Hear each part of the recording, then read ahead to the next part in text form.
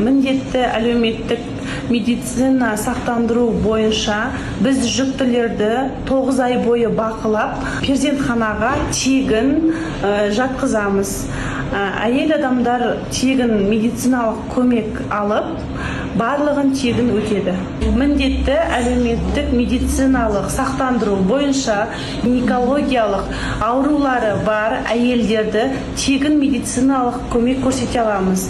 Мысалға, ота жасалады, медицинский манипуляцияларды, яғни жатыр ішілік нелерді, миома, киста, үлкен көлемдегі миомаларды стационарлы түрде тегін емдеуге жібере аламыз. Міндетті әлеуметтік медицина сақтандыру бойынша біздің емханада репродукция жасындағы жүкті әйелдер, жүкті емес әйелдерге тегін медициналық көмек көрсетеміз.